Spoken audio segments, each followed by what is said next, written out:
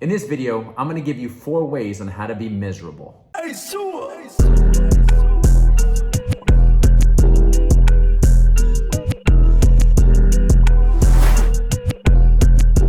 everyone, welcome back to the Increase Your Impact YouTube video of the week. And we are talking about how to be miserable. Normally, what we discuss is optimizing performance, how to be your best self, how to be more confident, how to be more resilient.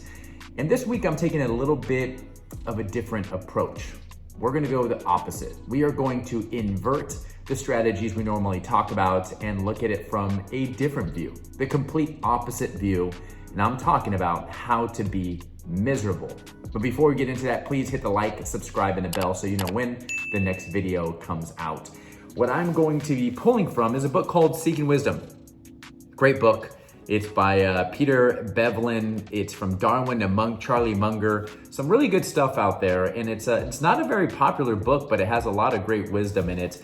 And in it, it shares Charlie Munger's commencement speech to Harvard graduates in June 13th of 1986. And he gives some pretty profound principles.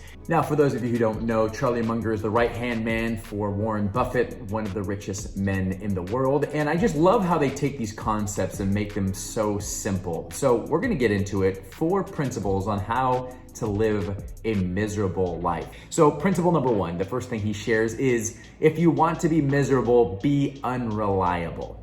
Be unreliable. Now, have you ever met those people who they say they're gonna do something and they just don't do it? They say they're gonna do it, they just don't do it. These people who you just can't count on.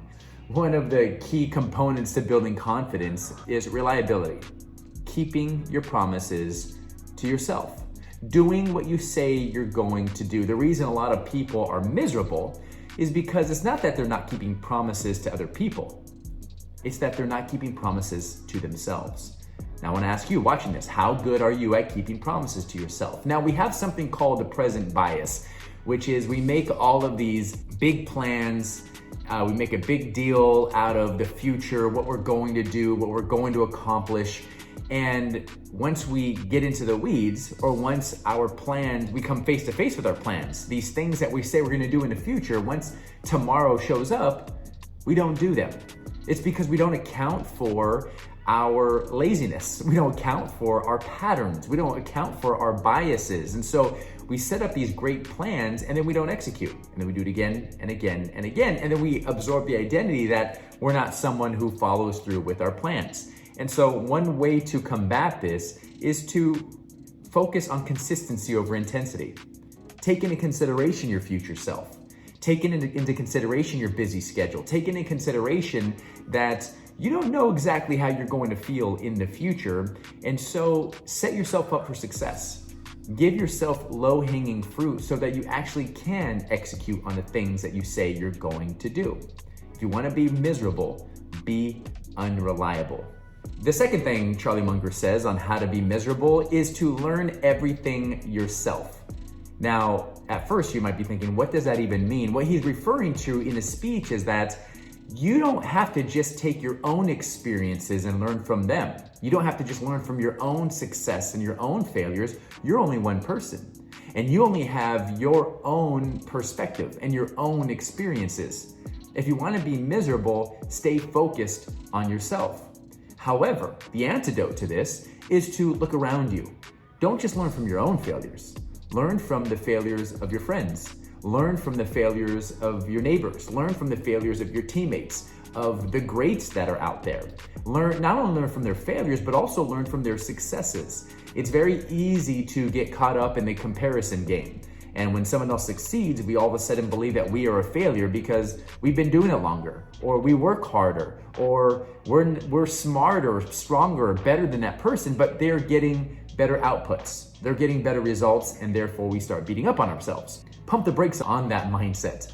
Start learning from other people. Learn from their successes, learn from their mistakes so that you can become a learning machine. You could avoid the things that they did to get them tripped up. You can lean into the things that they did, that you can learn those things sooner than later. Because if you just wait for your own experiences to learn these things, you might be waiting a very long time, or you'll never learn them at all because you never had the chance to interact with that opportunity. The third thing that Charlie Munger says to do in order to have a miserable life is when you get knocked down, stay down. He says that the miserable people in the world just give up. You can knock them down and you just know they're not going to get up. They're not resilient. They don't have a purpose. They don't have a why. They don't have a process. They lack resilience. They're not anti-fragile.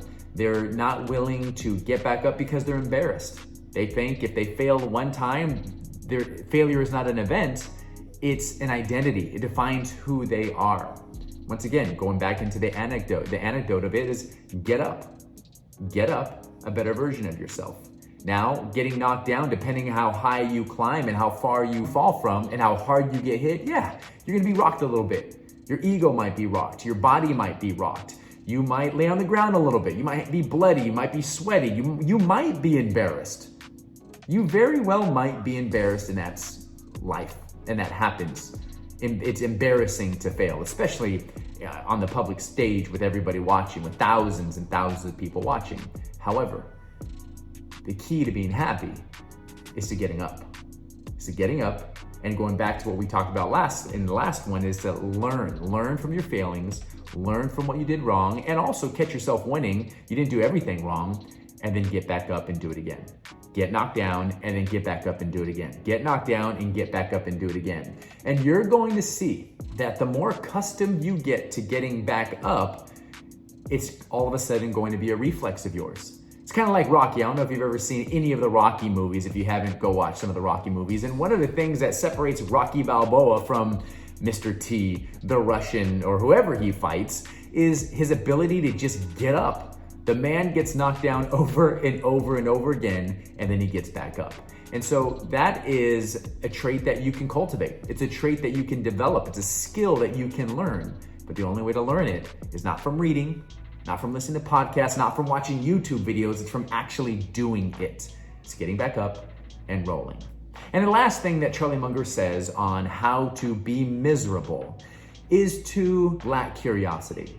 Just go with what you know and take your current knowledge and put a flag in the ground and say, this is how I believe, and that's how it's always going to be.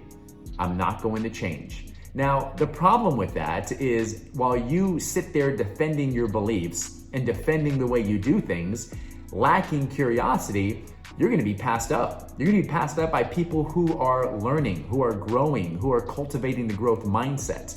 If you want to be miserable, be stuck in your ways. Adopt the fixed mindset. Don't embrace obstacles. Don't give your best effort. Don't seek feedback.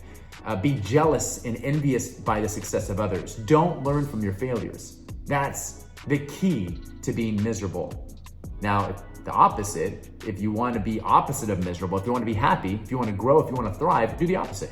Learn from failure, embrace obstacles, give your best, seek feedback, and be inspired and learn from the success of others. These are the character traits of the growth mindset, which we've spoken about many times. So there you have it. The 4 ways on how to be miserable according to Charlie Munger. Number 1, I'm gonna go over them again, is to be unreliable. Number 2 is to learn everything for yourself. Number 3, when you go down, stay down. And number 4 is to not be curious. Now, to finish things off, we're gonna turn all these on their heads. The opposite of misery is happiness. The opposite of being miserable is thriving and being effective. Number 1, if you want to thrive, is to be incredibly reliable. Do what you say you're going to do. Number 2 is to learn from other people, both their successes and their failures. Number 3 is to get up when you get knocked down. And number 4 is to be insatiably curious. Develop curiosity, grow, learn from everyone, everything, from as many domains and industries as you possibly can. And that is the key to thriving in this crazy environment. Hopefully you enjoyed this video. Please share with those who you think might enjoy it. Thanks for joining me, and we will do it again next week.